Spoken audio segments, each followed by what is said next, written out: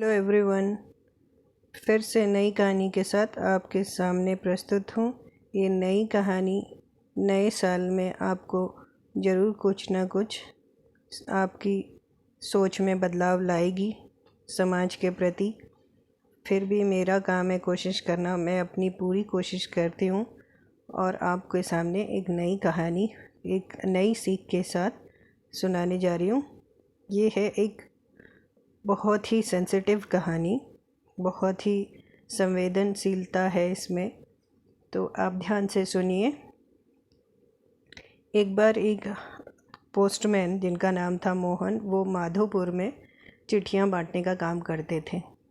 रोज़ का वही काम, थैला उठाना, सारी चिट्ठियां जगह जगह जाके बांटना और फिर घर वापस आना। एक दिन उनके पास एक ऐसी चिट्ठी आई जिसमें वर्षों से शायद उन्होंने कभी कोई चिट्ठी वहाँ तक पहुँचाई नहीं थी। फिर भी वो सारी चिट्ठियों को पहुँचाने के बाद अंतिम में उस घर पर गए, दरवाज़ा खटखटाया और अंदर से आवाज़ आई, अभी आती हूँ। तो वो थोड़ा रुके, फिर उन्होंने दोबारा कहा कि जल्दी आइए, मुझे और भी चिट्ठियाँ बांटनी हैं। ये कहकर थोड़ा और इंतज़ार किया, फिर भी देर हो गई अंदर से किसी को आने में। तो वो खींच गए और थोड़ा नाराज़ हो गए और खींचते हुए बोले कि जल्दी आओ, मुझे और भी चिट्ठियाँ बांटनी है भाई।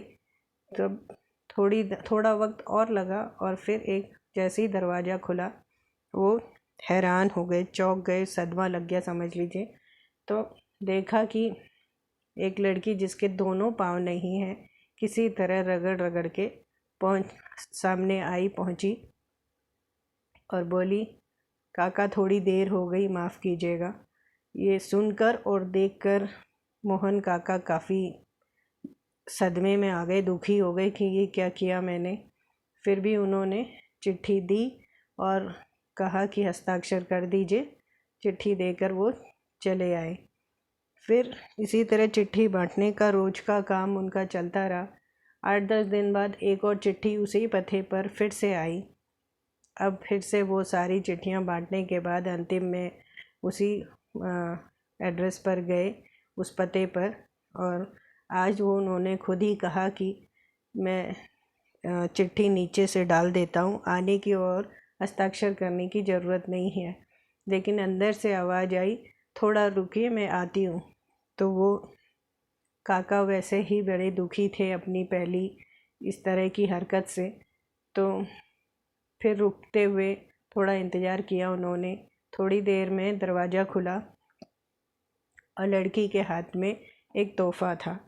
फिर उसने वो तोहफ़ा अपनी चिट्ठी ली और वो तोहफ़ा काका को दे दिया और कहा कि काका आप घर जाके ही इसे खोलिएगा, ये आप ही के लिए है। तो काका काफ़ी भावुक हो गए कि मेरी ऐसी हरकत के बाद भी लड़की ने मुझे तोहफ़ा दिया। तो फिर भी बोले, इसकी क्या ज़रूरत थी। लड़की बोली, नहीं नहीं, आप इसे घर जाके ही खोलिएगा।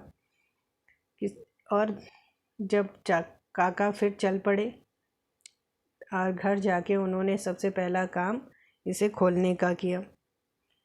जैसी तोहफ़ा खोला, उन्होंने देखा उसके अंदर एक जोड़ी चप्पल थी। तो काका को काफ़ी दुख हुआ, उन चप्पलों को गले से लगाकर रोने लगे कि लड़की ने मुझे ये 2 चप्पलें तो दे दी मेरी नंगे पाँव को देखकर, जो कि आज तक वर्षों से किसी ने भी इसको नोटिस नहीं किया। मतलब ये नज़र नहीं आया किसी को भी, किसी को कोई मतलब नहीं। आज ये लड़की जिसके खुद के पाँव नहीं हैं, उसे मेरी इतनी फ़िक्र, इतनी परवाह कि मेरे लिए चप्पल दिए हैं। फिर वो सोचने लगे कि वो तो मुझे चप्पल दे गई, लेकिन मैं उसके पैर कहाँ से लाऊं। काफ़ी दुखी हो गए, काफ़ी भावुक हो गए।